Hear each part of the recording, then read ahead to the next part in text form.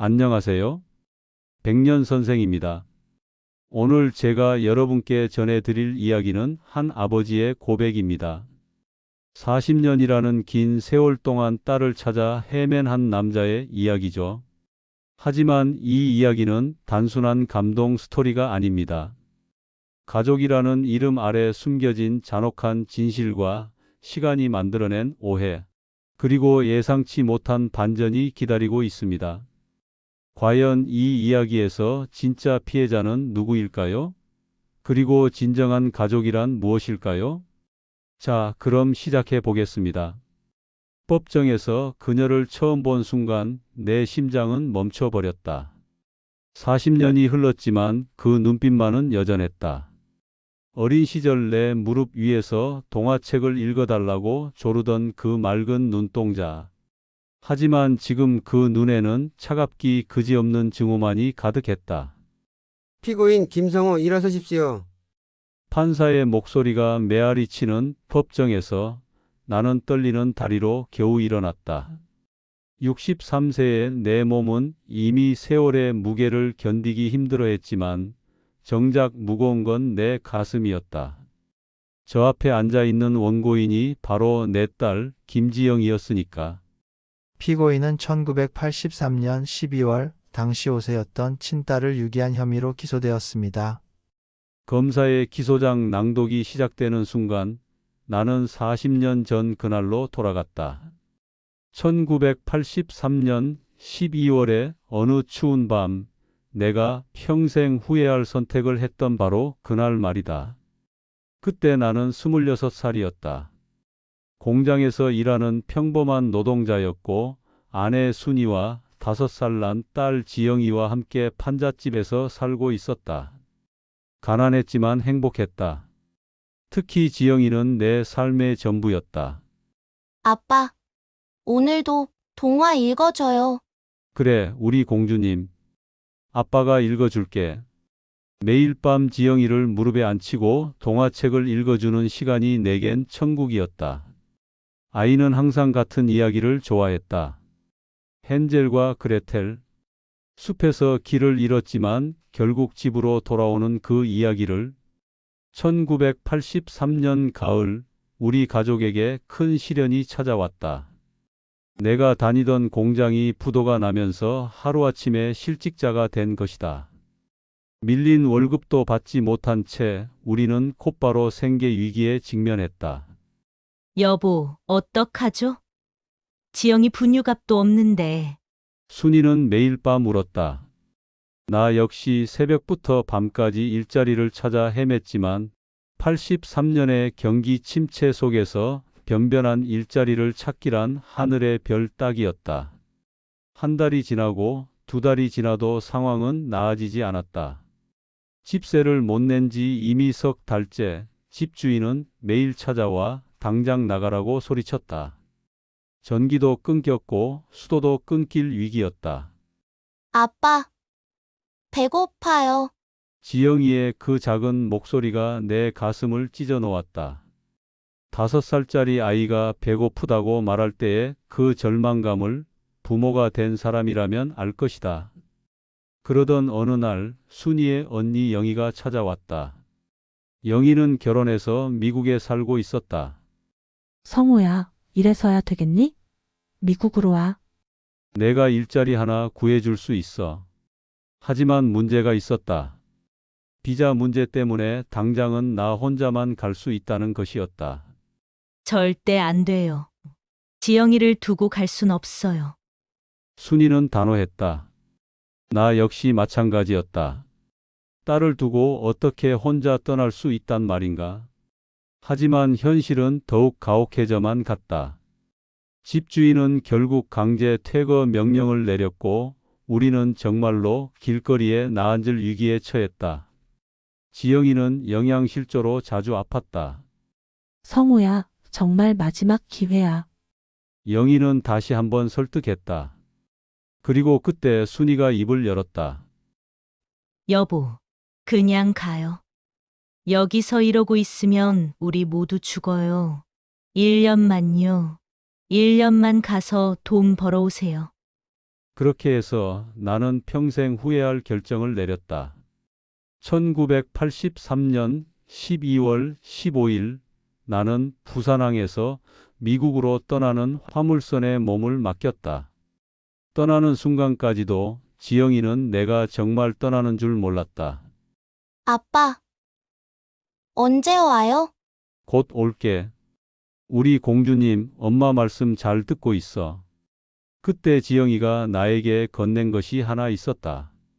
자신이 가장 아끼던 작은 인형 봄이었다.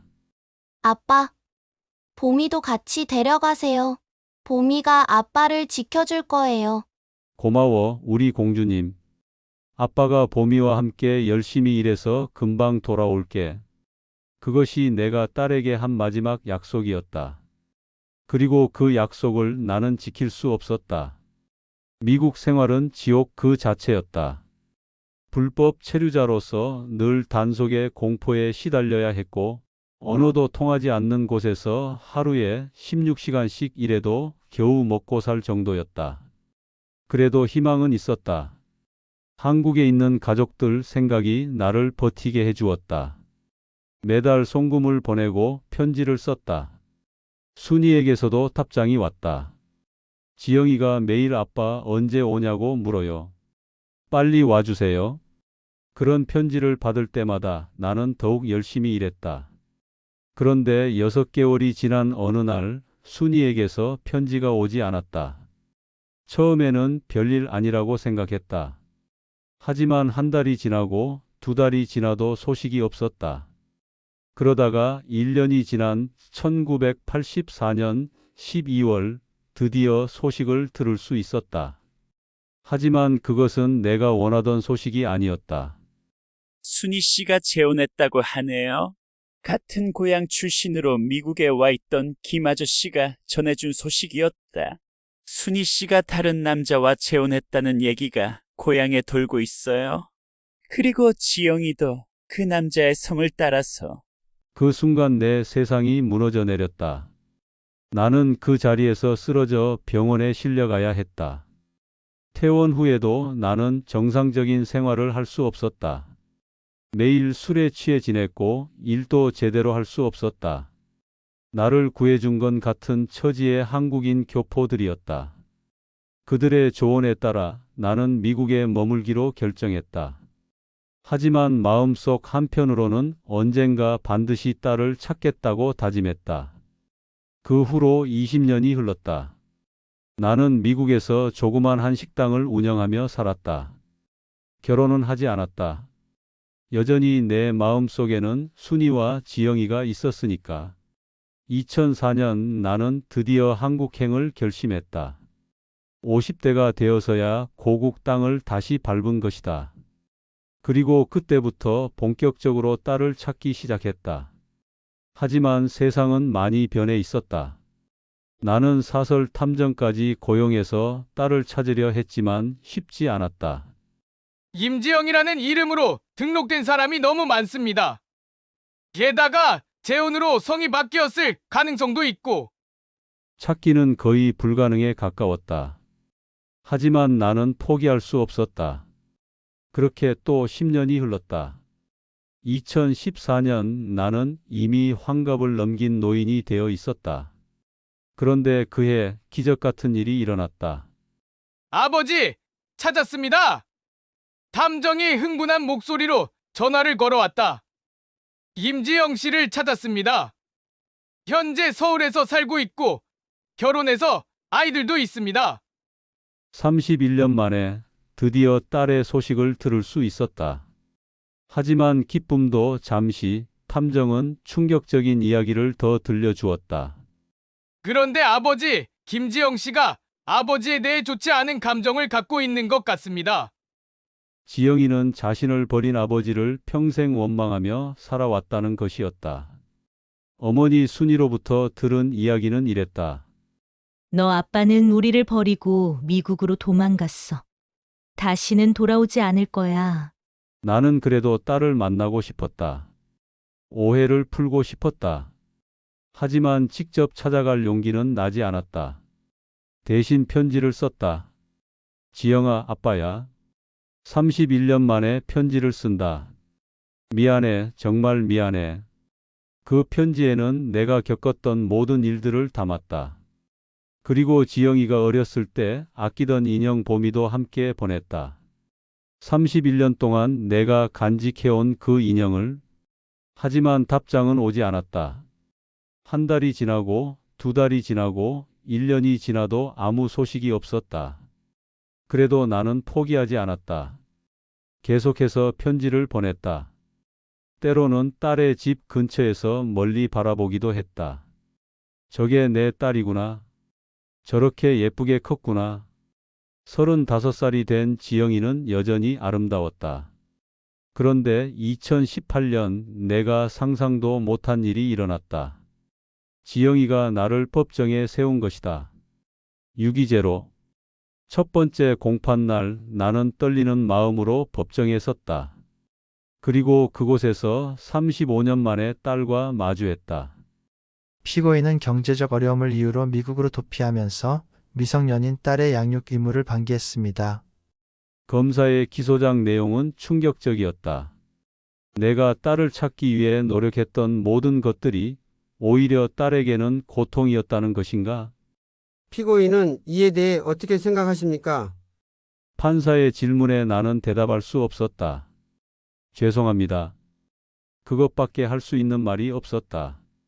공판이 진행되는 동안 나는 계속해서 딸을 바라봤다. 지영이는 한 번도 나를 쳐다보지 않았다. 그런데 세 번째 공판에서 예상치 못한 일이 일어났다. 지영이가 직접 증언대에 섰던 것이다. 저는 5살 때 아버지에게 버림받았습니다.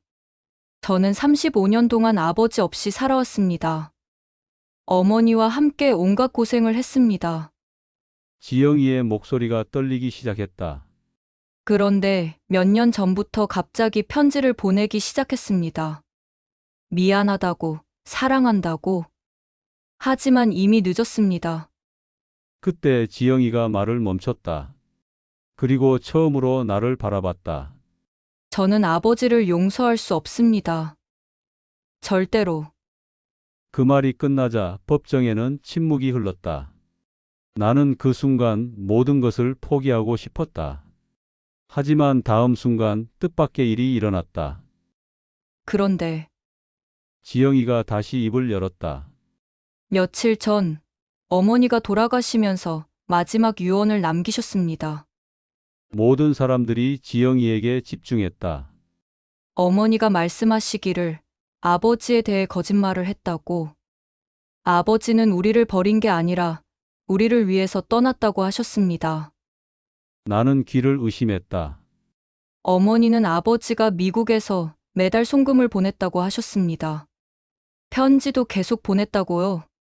하지만 어머니가 그것을 저에게 말하지 않았다고 하셨습니다. 법정이 술렁이기 시작했다. 어머니는 그때 너무 화가 나고 원망스러워서 아버지의 편지와 송금을 모두 거부했다고 하셨습니다. 그리고 저에게는 아버지가 우리를 버렸다고 거짓말을 했다고. 나는 그 순간 어지러워서 쓰러질 뻔했다. 35년 동안의 오해가 한순간에 밝혀지고 있었다. 어머니는 평생 후회하며 사셨다고 하셨습니다. 아버지에게 너무 못했다고, 저에게 진실을 말하지 못한 것이 가장 큰 죄라고 하시면서. 지영이가 흐느끼기 시작했다. 그래서 저는 더욱 화가 났습니다. 35년 동안 속았다는 것이, 아버지를 미워할 이유가 없었다는 것이 너무 억울해서. 나는 그제야 이해할 수 있었다. 지영이가 나를 고소한 이유를. 그것은 나를 벌주려는 것이 아니라 자신의 분노와 혼란을 어디에 풀어야 할지 몰라서였던 것이다. 저는 35년 동안 아버지를 원망하며 살았습니다. 그런데 그 원망이 잘못된 거였다면 저는 어떻게 해야 합니까? 지영이가 마침내 울음을 터뜨렸다. 며칠 후 지영이가 나에게 편지를 보내왔다. 아버지께 만나서 이야기하고 싶습니다. 약속 장소는 작은 카페였다. 그곳에서 지영이를 만났을 때 그녀는 법정에서와는 완전히 다른 모습이었다. 아버지, 지영이가 조심스럽게 입을 열었다. 35년 만에 듣는 그 호칭에 나는 또 눈물이 날 뻔했다. 어머니가 돌아가시기 전에 저에게 모든 걸 말씀해 주셨어요. 지영이가 가방에서 무언가를 꺼냈다. 그것은 낡은 편지 봉투들이었다. 어머니가 숨겨두셨던 아버지의 편지들이에요. 35년 동안 나는 그 편지들을 보고 충격받았다. 내가 미국에서 보낸 편지들이 정말로 도착해 있었던 것이다. 어머니는 왜 그렇게 하셨을까요? 너무 힘들었을 거야. 혼자서 너를 키우는 것도, 경제적인 어려움도. 지영아, 너 어머니를 원망하지 마라. 그 사람도 피해자야. 우리 모두가 그 상황의 피해자였던 거지. 우리는 그날 밤늦게까지 이야기했다. 35년 동안 쌓인 오해와 상처들을 하나씩 풀어가면서 아버지가 보미를 간직하고 계셨다는 걸 알았을 때 정말 충격이었어요. 어떻게 잊을 수 있겠니? 너는 아빠의 전부였는데. 그때 지영이가 처음으로 웃었다. 아버지, 저 미안해요. 법정에 세운 거. 나는 고개를 저었다. 아니야. 당연한 일이었어. 내 입장에서는 그럴 수밖에 없었을 거야. 결국 지영이는 고소를 취하했다. 그리고 법원에서는 가족 간의 화해를 이유로 공소를 기각했다. 하지만 진짜 이야기는 여기서부터였다. 지영이와 나는 조심스럽게 관계를 회복해 나갔다. 처음에는 일주일에 한 번씩 만나서 커피를 마시며 이야기하는 정도였다. 아버지, 미국에서 왜 재혼하지 않으셨어요? 마음이 여기 있었으니까. 너희들에게. 우리는 천천히 아버지와 딸의 관계를 회복해 나갔다. 35년이라는 세월이 만든 거리감을 좁히는 것은 쉽지 않았지만 시간이 해결해 주었다. 특히 지영이의 아이들은 생각보다 빨리 나에게 마음을 열었다. 할아버지, 미국 이야기 더 해주세요. 아이들의 그런 모습을 보면서 나는 35년 전 지영이의 어린 시절을 떠올렸다. 2019년 어느 날 지영이가 나에게 놀라운 제안을 했다. 아버지, 저희 집으로 이사 오시는 게 어때요? 아버지 혼자 사시기 외로우실 것 같아서요. 저희도 아버지와 함께 살고 싶어요. 결국 나는 지영이 가족과 함께 살게 되었다. 40년 만에 다시 가족이 된 것이다. 여전히 마음 한구석에는 죄책감이 남아 있었다. 그런 내 마음을 아는지 지영이가 어느 날 이런 말을 했다. 아버지, 저는 이제 모든 걸 이해해요. 아버지도 어머니도 모두 피해자였다는 거요. 아버지가 우리를 떠난 건 선택이 아니라 어쩔 수 없는 상황이었어요. 누구도 나쁜 사람은 없었어요. 지영이의 그 말에 나는 마침내 마음이 놓였다. 40년 동안 짊어지고 살았던 무거운 짐을 내려놓을 수 있었다. 하지만 한 가지는 확실해요. 아버지는 저를 사랑하셨어요. 35년 동안 한순간도 잊지 않으셨어요. 그게 가장 중요한 거예요. 그날 밤 나는 오랜만에 편안한 잠을 잘 수 있었다. 그리고 꿈에서 5살 난 지영이를 만났다. 아빠, 헨젤과 그레텔이 집에 돌아왔어요. 그래, 우리 공주님. 드디어 집에 돌아왔구나. 지금 나는 70세가 되었다. 지영이와 함께 산 지도 벌써 5년이 흘렀다. 손자들은 이제 완전히 나를 할아버지로 받아들였다. 내가 원한 건 폭수가 아니었습니다. 지영이가 법정에서 했던 그 말이 맞다. 그 아이가 원한 것은 폭수가 아니라 진실이었다. 그리고 그 진실을 통해 우리는 마침내 서로를 찾을 수 있었다. 40년 전 헨젤과 그레텔처럼 길을 잃었던 우리 부녀는 마침내 집으로 돌아왔다. 그리고 이제는 다시는 길을 잃지 않을 것이다. 왜냐하면 우리는 이제 진정한 가족이 되었으니까. 여러분, 이 이야기를 어떻게 들으셨나요? 김성호 씨의 이야기를 통해 우리는 여러 가지를 생각해 볼 수 있습니다. 과연 이 이야기에서 누가 가해자이고 누가 피해자일까요? 저는 이 이야기를 들으면서 사실 이들 모두가 그 시대 상황의 피해자였다는 생각이 들었습니다. 1980년대의 경제적 어려움, 정보 전달의 한계, 그리고 무엇보다 가난이 만들어낸 비극이었죠. 하지만 이 이야기가 우리에게 주는 가장 큰 메시지는 용서와 화해입니다. 늦었지만 진실이 밝혀졌을 때 이들은 서로를 원망하기보다는 이해하려 노력했습니다. 가족이라는 건 참 복잡합니다. 때로는 서로에게 가장 큰 상처를 주기도 하지만 동시에 가장 큰 위로가 되기도 하죠. 혈연만으로는 가족이 될 수 없습니다. 서로를 이해하고 용서하고 사랑할 때 비로소 진정한 가족이 되는 것 같습니다. 여러분의 가족은 어떠신가요? 혹시 오해로 인해 소원해진 가족이 있다면 이 이야기가 화해의 용기를 주었으면 합니다. 오늘도 여러분의 소중한 시간을 내서 백년 선생과 함께 해 주셔서 감사합니다. 감사합니다.